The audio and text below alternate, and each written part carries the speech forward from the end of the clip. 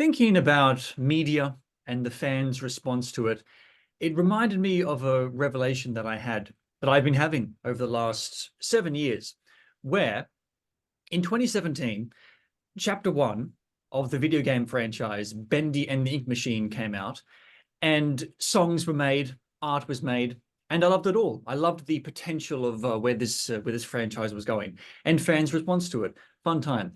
And then in 2021, Chapter One of Poppy's Playtime, the video game, came out, and the same thing happened again.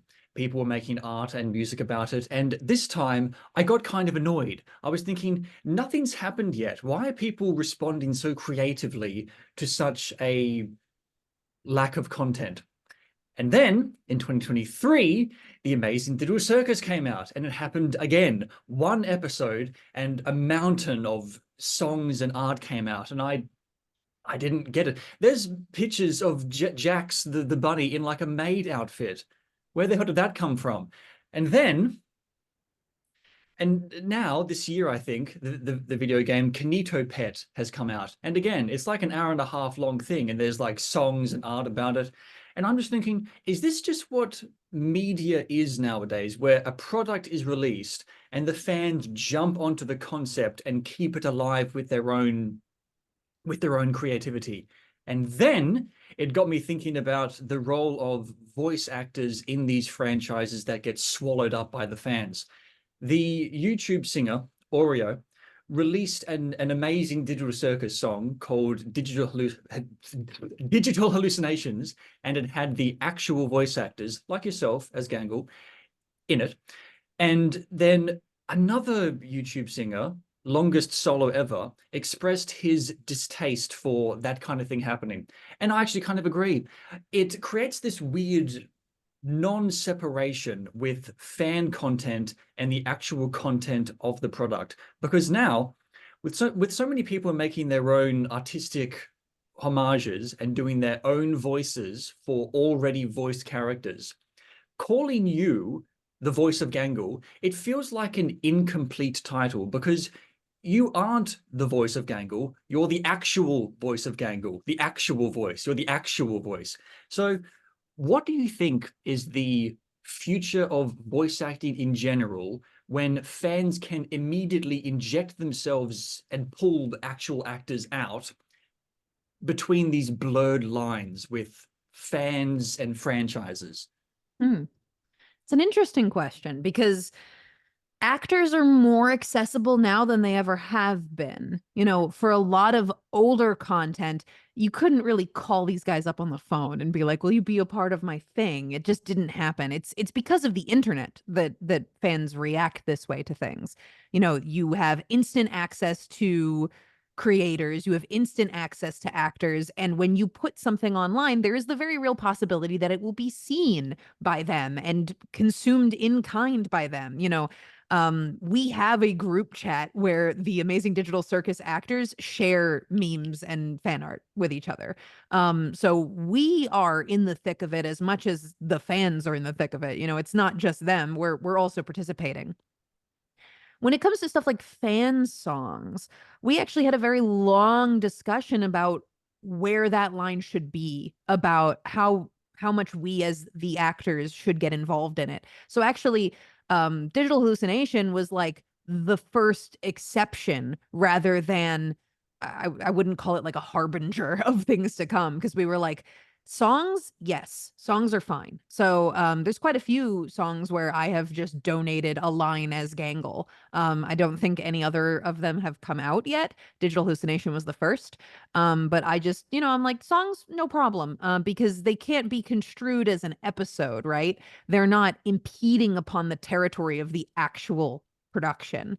But I've also had people be like, "Will you be in my like YouTube sketch about the Amazing Digital Circus? We're doing like a VR chat, like live role play. Will you participate? Will you do like my TTRPG of the Amazing Digital Circus?" And I've said no to all of those because that to me would be too much of me as the professional getting involved in the fan culture. And also there is the possibility of it being misconstrued as real content, official content. And we've sort of all decided as a cast, and also talking to Goose and the other creators at Glitch, like that's too far. We can't do that. So there is a line in the sand.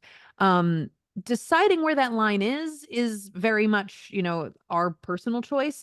And I should hope that other actors moving forward just keep that in mind, make that personal choice of here's the things I'm okay being a part of and here's the things I'm not okay being a part of. And I'm one of those fans too where I want to participate in stuff. I'm currently really big into a video game called In Stars in Time. It is awesome. I love it very much. And immediately after we finished playing it, I interviewed the creator, put it on my VOD channel, and I'm now debating making my own fan song. And I think what it is about like fan creations on very little content, it's mystery.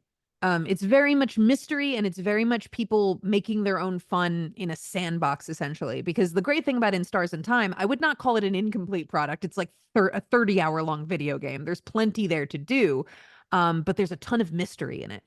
There's a lot of questions that the game does not wrap up, that it does not answer for you. And so as I watch the fandom talk about the game, there's a lot of speculation and theory crafting. And I think that's what things like Kanito Pet and incomplete games that are coming out chapter by chapter, like Poppy Playtime and Benny and the Ink Machine, sort of offer to people. They go, look at all this mystery. And as long as the mystery is decent to good, people are gonna want to expound upon it. It doesn't work if you put out a game, a single chapter, and the mystery is boring and the characters are non-engaging. And there are certainly games that have come out that have tried this formula and fallen flat immediately because it's like nobody cares about the mystery that you're proposing. But those games succeeded because people go, ooh, something about this aesthetic, something about the story that you've presented to me is interesting enough that I want to get my hooks into it. And obviously, there's going to be clout chasing where people go, I only made a fan song because I saw it was getting popular or I assumed it would get popular. I'm sure there are fan songs and like fan art for things that like people assumed was going to get popular and then it didn't take off and they're like, oh, well, egg on my face. But I think that is what it is. It's this push and pull between creators and fans because they now have instant access to each other of I create a thing, you expound upon the thing. And then we might expound upon your expounding upon it. Like the most famous example I can think of is the Five Nights at Freddy's song that the Living Tombstone made, ending up as the credits song in the official movie. And that movie is full of references to like fan content and theories. Like there's a scene where the character is reading a book about dream theory, which was like a very popular fan theory proposed by MatPat and the game theorists, and I'm sure other people before he popularized it were already talking about it. I think that this is the future of a lot of, not all media, because some media is produced in a vacuum and then just, put onto Netflix and they go, here it is, enjoy. But I think a lot of at least independent media is going to be push and pull between creators and fans of iterating upon the same idea over and over again. And, I think that's kind of neat as long as it doesn't poison the well of what fan content is at the end of the day. It should be a celebration of your enjoyment of something. You just go, I'm just going to make a fan song for the new popular thing. Like that sucks. And I feel like people can kind of tell when that happens and they sort of brush it off. But as long as you are legitimately enjoying yourself, I don't see an issue with expounding upon what one might consider an incomplete product. Because the point of the creation of any fan work is hopefully enjoyment. Hopefully you're not creating it just to see number go up. You're making it because something about that creation process was fulfilling to you. Something about that process, you're like, I want to make a thing and I want to share it with the rest of this fandom and I want them to see the thing that I made. And then, hopefully for the people who are really successful at it, they turn it into something more like an actual music career or an art career, or they go, now I will make a game. I can think of a lot of Five Nights at Freddy's fan games that ended up being the first game in a game career for people. And I think that that is great. You know, if a fan creation leads to you becoming a professional in that field of whatever kind of fan thing you made, then I think it was worth making. One just hopes that it is not a clout train sort of situation of like, this is the thing I think is really popular. I'm just going to make stuff for that thing, because that's like a content farm sort of path to go down, and that doesn't make anybody happy.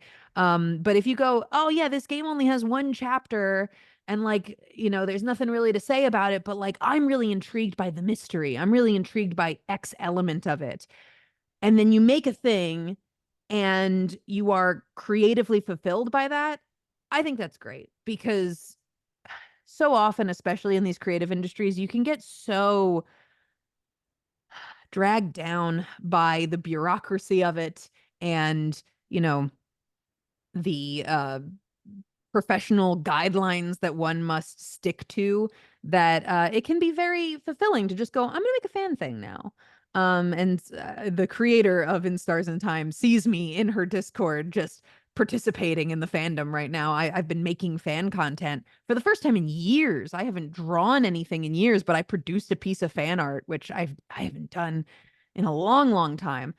So as long as it's inspiration, you know, as long as it's inspiration that is guiding you, as long as you are getting something out of it, like I think it's cool. One just hopes it doesn't poison the well. It doesn't change the way that like the original creators were intending to tell their story. Which is something I'm excited about with Amazing Digital Circus, is there's all this fan content, but Goose has already plotted out the entire show. Like the show is not changing in response to the fan content. The fan content will change in response to the show, and I think that that's cool. Um, so yeah, I don't know. I think maybe we are like, if this particular discussion is a spectrum, I think we're both sort of towards the middle, but maybe on slightly opposite sides of it, of just like, well, I hope it goes well. You know, I hope it goes well is sort of my perspective of like, it could go well or it could go badly, and it could sort of create this never ending content cycle, which I certainly would not want to happen. But you know, as long as people are having fun and they're getting something out of it, I think that fan content based on bare bones projects or prospects, it's fine as long as they're getting something out of it. And you know, it sometimes making fun content is just entertaining yourself for an afternoon, and I think that that's okay, you know. Yeah, well, lest we forget, 50 Shades of Grey started off as a Twilight fan fiction, so It sure did. the sky's the limit. Make of that what you will.